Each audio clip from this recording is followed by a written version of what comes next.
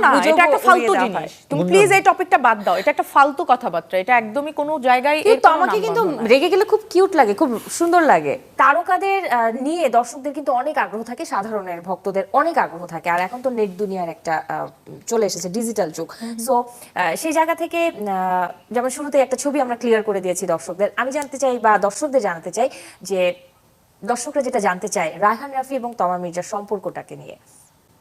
আমরা তো সবসময় ওপেন, তো we are very good friend. আমাদের বন্ধুত্বকে অন্য ব্যাখ্যা দেওয়ার কোনো এখানে কোনো অপশনই নাই। যদি এই বন্ধুত্ব থেকে অন্য কোনো ব্যাখ্যা কোনোদিন হয়, সেই ব্যাখ্যাটা আমরাই দিব। আচ্ছা। সেইটা লুকাই তো থাকবে না, বা লুকিয়ে লুকিয়ে কোনো কিছু হবে না।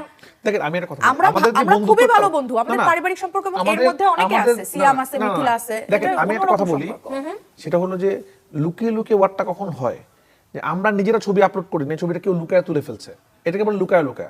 আমরা যে ভালো বন্ধু এটা তো আমরা ওপেন, আমরা জানি, আমরা মাঝে মাঝে দেখা হয়, আমরা আড্ডা দিচ্ছি, কফি খাচ্ছি।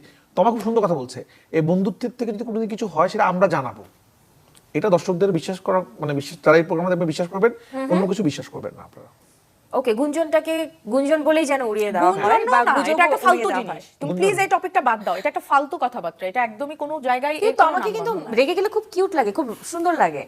তোমার রাগ করো তো একটু। না, আমি এখন খুব সুন্দর লাগে না? দেখাই। না না, ও রাগ করে না খুব একটা।